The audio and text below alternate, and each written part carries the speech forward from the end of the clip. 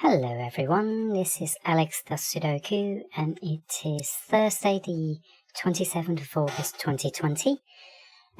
We have another medium New York Times Sudoku for you today and oh, my phone just went off. How timely, so I'm going to turn it on silent now. Let's hope the vibrations aren't going to cause any problems. It's a normal solve day today, so let's take our time and talk through every single move that we do. So the first thing we do is we turn ourselves to candidate mode and we're going to start to go through the numbers from 1 to 9 using Snyder notations to pencil mark in 2 digits at a time within a cage. It'll make more sense as we go through it if you're new to the channel. So starting with a pair of ones, I always like to look at numbers that are in cells, in cages that are lined up in the vertical or the horizontal axis first, because it means you've just eliminated 2 columns in this case, but sometimes you eliminate 2 rows in a case in different situations. If it's horizontal basically. So here I've locked out columns 7 and 8, and I've got a 1 on row 1 that basically locks a pair of ones there, and this is the principle of Snyder notation where I've got 2 candidates, so I'm just going to pencil mark them in. But if I have more than 2 candidates, for example, this one looking down with that one interlocking these 3 cells, well, I've got 4 possible candidates there. That one I won't actually pencil mark it. Although having said that, if we look at these 2 ones, they interact together, locking these cells, and that basically leaves me a pair of ones there. And this actually creates what's called a pointer pair.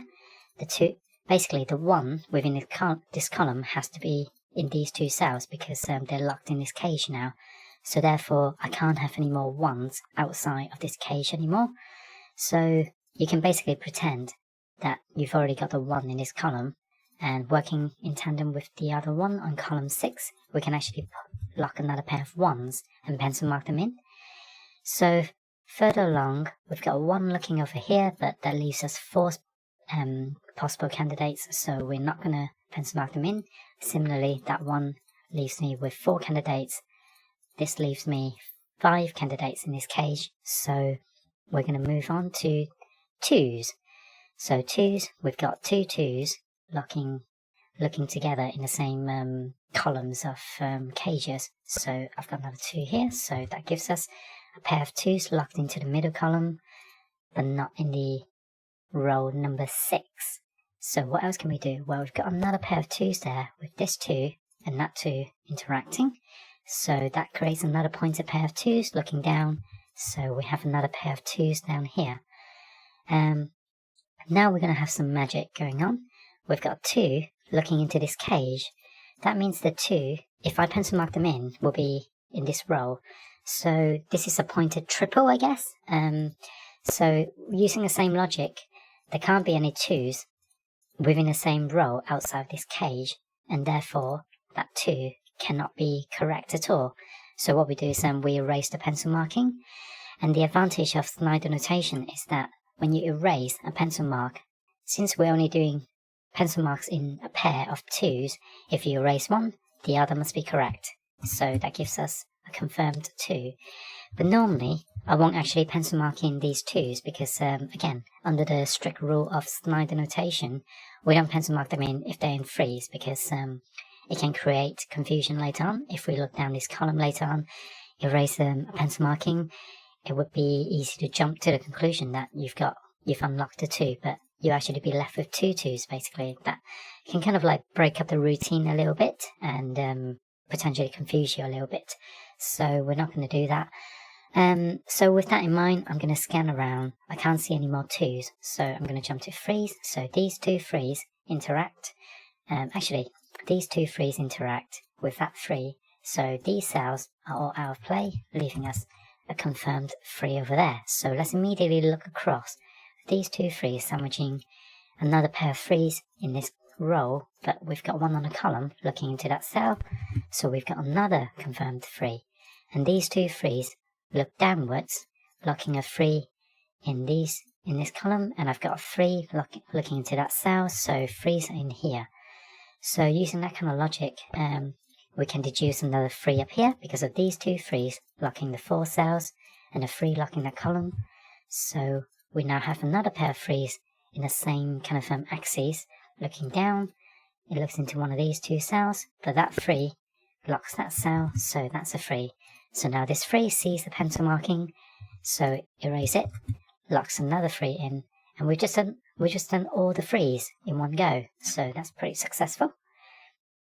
Let's look at 4's now. 4's, unfortunately, we've only got a pair, and they're not forming an interaction within the same column. But when we have 2's, we almost don't want them to be lined up anyway, because sometimes they're less helpful, basically, because there are more interactions right now. Because if they're locked into the same axes with just the 2 of them, the only cells that the only cages that they can interact successfully is one cage, basically, together. But when they're in a diagonal, or in this case the knights move away in terms of cages, they can interact in 2 places. They can interact that way and that way, so that's actually more beneficial to us. However, despite that, we can't actually lock any 4's in 2 locations within any cages at all. So we're going to move on to 5's. So let's see, 5's, these 2 5's interact and locks a pair of 5's there, because these 2 5's and these 2 5's are locked out. So now with these 2 5's, we can lock another 5 in here, and anything else. So these 2 5's also play nice in that direction, locking a pair of 5's over there. And I think that's all the interactions that we have with the 5's. So let's look at 6's now. 6's, I've got a pair of 6's locking a pair of 6's over here. But I think that's all we can do, because these 2 6's don't lock any 6's in 2 cells. Similarly, we've got 3 candidates over there, and I think that could be the end of our run with 6's. So let's move on to 7's. With 7's, again, we've only got a pair, so we'll look at the diagonals, or in this case, again, the knight's cross-section, and we can't see anything. So we're out of luck with the 7's. They don't act on their own to create any more candidates either. So 8, we've literally just got 1 8 on this grid, which kind of makes sense, because we were quite successful with the 3's, being able to kind of like place all the 3's in one go. It's kind of high probability that we're going to have a number that's on its own, basically, kind of what's considered a weak number. But at least this 8 sees into 3 consecutive cells in this cage, and that actually locks a pair of 8's for us that we can pencil mark them in. But otherwise, that's all we can do with the 8's. So what about 9's? Well, we've got 2 9's, but the first thing I saw was this 9 looking into these 2 cells, and that creates a pair of pointing 9's over there. And that actually plays quite nicely, so they look in that direction. There can't be any 9's in these cells outside of the middle cage, so they actually play nice with that 9 as well, locking these 2 cells. So I've got a pair of 9's over here. So there's something interesting happening here, if you're not familiar, but I'm going to come back to that later. I'm just going to have another quick look to see if there are any more 9's we can pencil mark them in.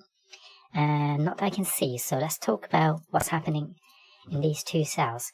This is, I think it's called a matching pair. So we've got the 2's locked in these 2 cells, and we've got the 9's locked in these 2 cells, which means if the 2 goes in one of the cells, the 9 has to go in the other one, and vice versa. And that has 2 interesting properties. It means within any dimensions that these 2 cells see. So by dimensions, I mean the cage, and also the column in this case, because they're lined up in a column. We can't have any 2's or 9's anywhere else, because they have to be in one of these 2 cells. So that's one property. It means I haven't got any more 2's or 9's in these rows or columns, which is logical by normal deduction anyway, because they act as pointed pairs. But the other thing that happens is these 2 cells are now technically out of play, in the sense that no other numbers can go in them anymore. So I can't put a 1, 2, I can't put a 1, 3, 4, 5, 6, 7, 8, or 8 in there because they have to be either 2 or 9s. So with that in mind, the 5 cannot go in one of the two anymore. So I've just erased a pencil marking of 5, and by Snyder notations, if I erase one pencil marking, the other within the same cage has to be correct. And got to remember, the other in the same cage, not the column or the rows. It has to be within the same cage that we confirmed the other candidates, basically. So, for example, in this column, I've only got one candidate of 8. That doesn't mean that I've got an 8 here, because we're only pencil marking things in pairs within a cage. So we only use the elimination rule within a cage. So hopefully that makes sense. But anyway, by placing that 5, well, we can have a quick look to see if they interact with any other 5s. Doesn't do anything that gives us any more digits. However, we now have a triple that is looking the same direction. So that means this is a matching triple in essence. So they have to be the remaining digits within the remaining numbers within the cage. They have to be 1, 4, and 9. So that means 1, 4, and 9 can't go. Oh, hang on. No, it's not 1, 4, and 9. I was going to say I've got a pair of 9s there. That doesn't make any sense because I miscounted. It's actually 1, 4, 1, 4, and 6. So it means 1, 4, and 6 can't exist in any of the cells outside of that row. So it actually knocks out a 1 over here. You can deduce the same logic by just basically seeing that there's a triple 1 within this cage, basically, and that acts as a pointed triple. So let's get rid of that 1 and place a 1 over here. But that 1 doesn't actually give us any new possibilities, because looking down, we've already got the confirmed 1s in those cages. We can't pencil mark in the 1s just yet because we've got 3. If you want to, it's not the end of the world that you pencil mark them in. Just be very careful that some of the rules that I mentioned, like erasing one pencil marking, doesn't mean anymore that there has to be a confirmed number within the same cage anymore. So that's why it's worth bearing in mind. But what I can do is I can pencil mark in the 4s because I've got a 4 seeing into that cell, and I also have a 6 seeing into that cell as well, which means I've actually got another matching pair, which is 4s and 6s. So now these two cells are of play as well.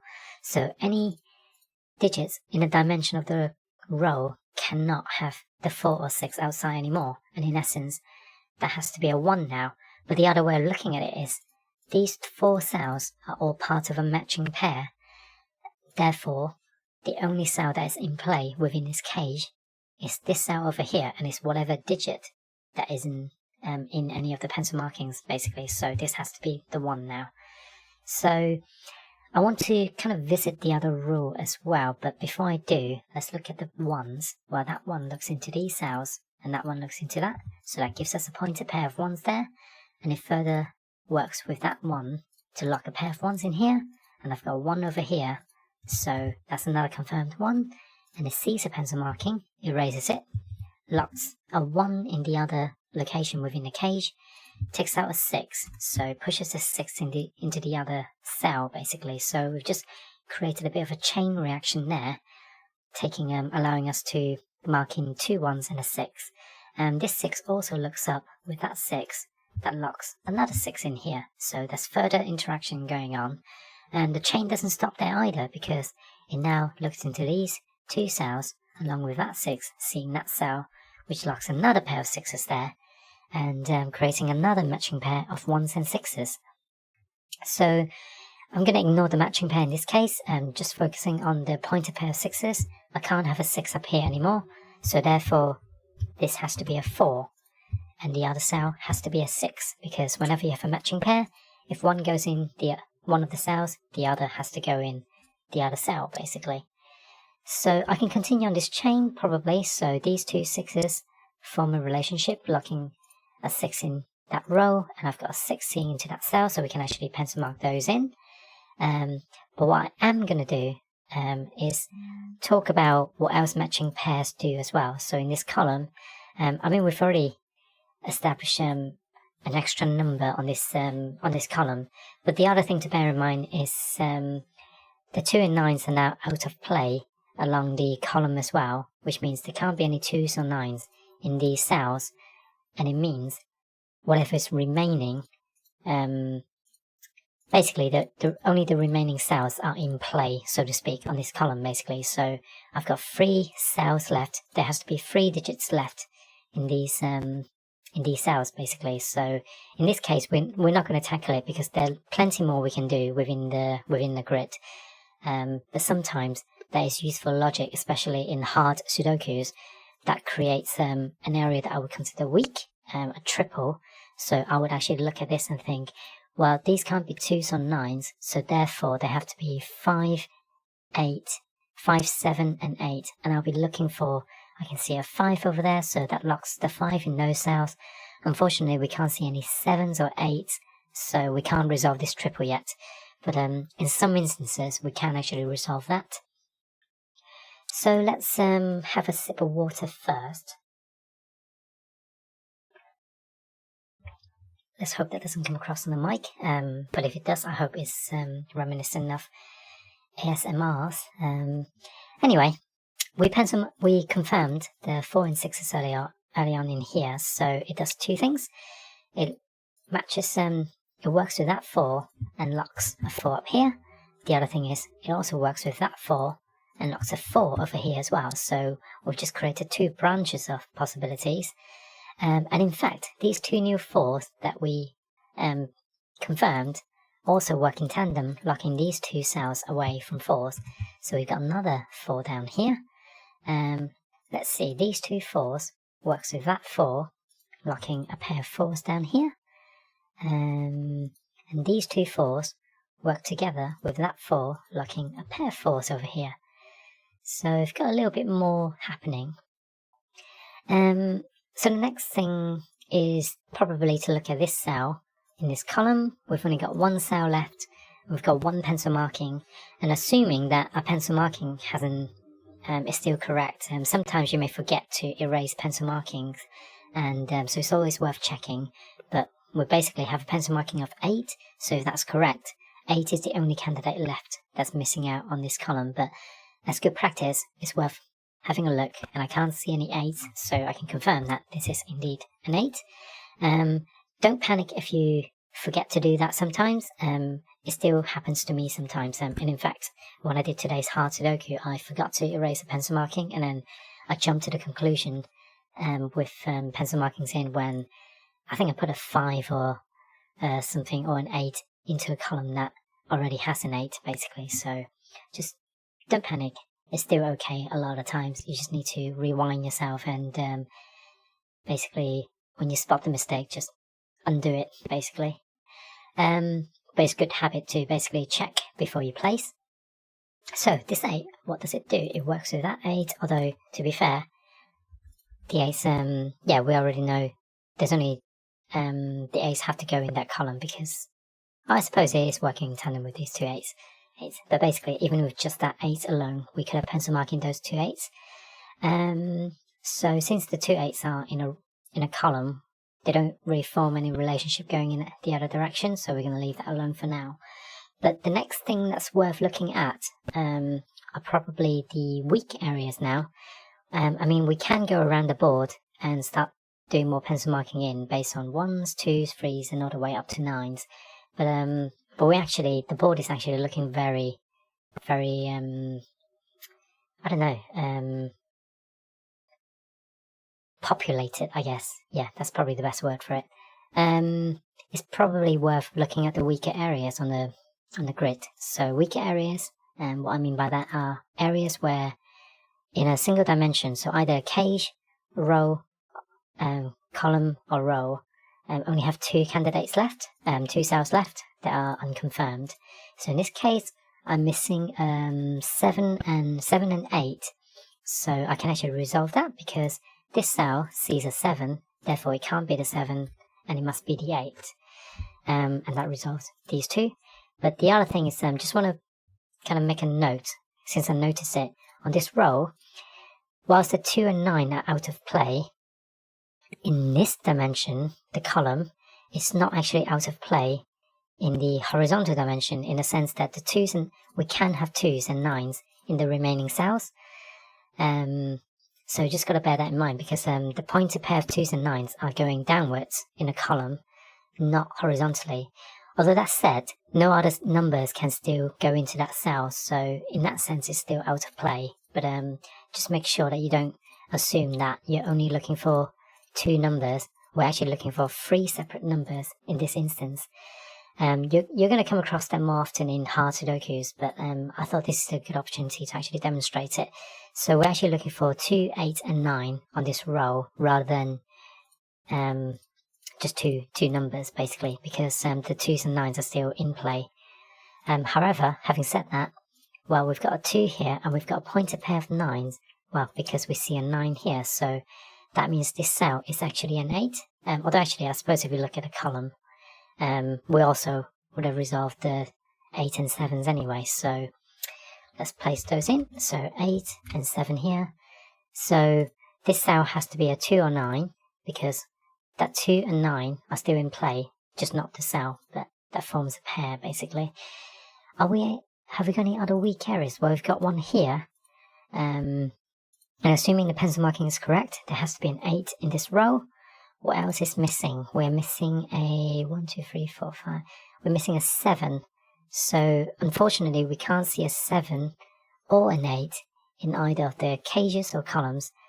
Oh, that's a lie. We see a 7 in a cage, because in this cage we only have 1 cell left. So I should have spotted this weak area earlier. I suppose we only just filled in the 7 earlier, and this cage had a 2 cell area at the moment previously. So this is actually an 8, which means that can't be an 8 anymore, and this is another 8. So this 8 does form a relationship with the other 8, but we're left with 3 possible candidates, so we're going to ignore that for now. Let's do some more attacking of weak areas. So this is quite a good area to look at, because I already know what this number is. It is... I say that, but it's a 7, basically. The reason I know that is because whilst I've got a triple along the row, 2 of the cells are actually locked in as a pair within the cage, because they're the only 2 remaining digits in the cage. But actually, no, that's a lie. That's not a 7. That's an 8, actually. I'm miscounting. These 2 cells are actually forced to be a 7 and 9, basically, which means they already form a matching pair. And therefore, the last cell has to be the 8 on the row. So sorry for confusing myself there. I do make a lot of mistakes when I play Sudokus. So what else can we do? 7 and 9. What about over here? We've got another weak area, because these 2 cells are locked and out of place. So these are 7s, and well, actually, on this row, there's only 1 cell left, and the only remaining digit is a 7. I should have spotted it earlier as well when I filled in the 8, so I'm being forgetful. So that being a 7, this cell now has to be a 5. That's the only digit remaining on this column. And with that, in this cage, we now have only 1 cell left that's in play, because the 1s and 6s forms a matching pair, and that is now the remaining 7. So that 7 plays nice with that 7, locking a pair of 7s in there. But there are no resolutions just yet. But let's have a quick look at all the 7s. Actually, no, let's look at this weak area as well. Since the 1, 6 have locked those 2 cells in this column, these are now left with 5s and... what are they? 5s and 9s. Unfortunately, I can't resolve them just yet, but if we want to, we can pencil mark them in, because there are only 2 candidates in both instances. So let's go back to 7s, because I think we can do some more pencil marking in of 7s. We've got a pointed pair of 7s. We've got a 7 in here and a 7 over there, so those are 7s. But whilst I'm here, let's look at this cage and see if we can do anything interesting with it. So what numbers are we missing? We're missing 6, 7, 9, and 2. So unfortunately, I can't see any of those numbers in either the columns or the rows, so I'm going to leave that alone for now. Maybe it is worth just doing some more pencil marking in that case. So let's see. I think 6s are No. So let's see. 1, I can't see. I've got all the pencil markings in. 2s, I can't pencil mark in here. So I know 2s are locked in those 3 cells, but I don't know where they are in these 4 cells. So 3, 4. I've pencil marked in the 4 just now, so 5s, 5. Okay, so there's actually a 5 over here because of these 2 5s locking these 2 rows. So 5 is here. So now these 2 5s work in tandem, locking another pair of 5s over here. So that should be all the 5s pencil marked in. Does that do anything for us in terms of, well, it creates another weak area here. So this is an instance where it's a bit of a trick, but on this row, assuming the pencil markings are correct, since these 2 cells all both fall within the same cage, and only one of them has a pencil marking, that actually tells me the 2 has to be in there, because if that cell could have been a 2, I would have put a pencil marking in, basically, but the fact that I've got 2 pencil marking in slider notation, the 2 has to be in another cell that's not this cell, basically. And in fact, we can confirm that because there's a 2 over here. So, as a quick note, if you're trying to speed solve, you can actually instantly, if on the same row or column and the same cage are your remaining cells that are in play, any pencil markings that you have is the correct number, basically, is the confirmed number. So I can remove that too. But also, this is now a 9, and that 9 is useful because it sees a pencil marking 9, meaning there has to be a 7, and that resolves to 9, and this 7 sees the 7 down here, forcing a 7 in here. I've just erased the 1, so 1 is in here, which erased that pencil marking 1, 6 and 1. So that formed a little chain reaction there, but not super exciting, because the 6 doesn't do anything else, so that's disappointing. But we do have 4 and 8 left in these cells, so let's pencil mark them in anyway, just for keepsake. So we've got an 8 looking down here, with that 8 locking a pair of 8s over here, but we're still not able to resolve this 2, 9 pair, which is a bit annoying. And what about here? We've got 4, 8, and 4, 8, and 2. So I see an 8, but I don't see a 4 or 2. So again, I can't resolve that. So we're like really getting our money's worth with this Sudoku. We have to do a lot of pencil marking in. So I think we were looking at 7s before, weren't we? So what about 8s? We just pencil marked in the 8. So 9s, they're not really very friendly for pencil markings, so I have a feeling I might have missed something. So I'm just going to run around the grid again. 1s, 2s, 2, 2. Okay, so that 2 sees into here, locking a pair of 2s in there. That may be useful. I don't know just yet. 3s are all done. 4s. I still have no new information with 4s. 5s are pencil marked in. 6s. Okay, I've got a pair of 6s over here because of that 6 and that 6. 7. Oh, there we go. So this 7 locks those 2 cells, and that 7 locks these cells. So 7 has to be locked in here, and that creates another matching pair of 4s and 7s. So that pushes the 5 out, which is useful because now 5 is here and 8 is here. And I'm sure we're going to solve this now. So these 2 8s locks a pair of 8s here. I see an 8 over here, so 8. Oh, sorry. What was I looking at? Oh, sorry. I was being silly. Those 2 8s actually locks a pair of 8s here. So I misread the grid for a second there. Apologies. I thought we had it nailed, but we haven't. So what was the other number? Oh yeah, the 5. 5 unlocks this pencil marking, so 5 and 9.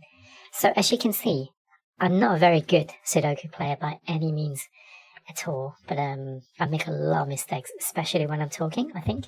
But I hope my explanation does help you in your way, and I think you're probably going to be a much stronger Sudoku player than me one day, whoever is listening. So anyway, we only had 2 left on this roll, which unlocks the pencil marking. So 2 and 8 are now resolved. And this 2 also acts with that 2, locking a 2 up there. So that pushed out a 6 and pushed out a 7. And that leaves me with a 9. And I haven't cleaned up the pencil markings as I went along, because I was just playing with the chain as I went along, basically. So the 2 and 9 here are resolved as well. So the other thing is we've got a 4, 7 here, but we can see a 7, so that's actually a 4 and 7. So that 6 sees that 6, so that's resolved. So that 8 sees that 8, so 4 and 8 are resolved, which means that has to be the 4, which means we're left with 9s in those tails. And that's today's medium New York Times Sudoku. I hope that's useful. Please like and subscribe if you have any, if you enjoy these puzzles, and it really support me. But also leave comments on things that you would like me to kind of focus on, I suppose. Otherwise, I shall see you guys tomorrow. Happy Thursday. Bye.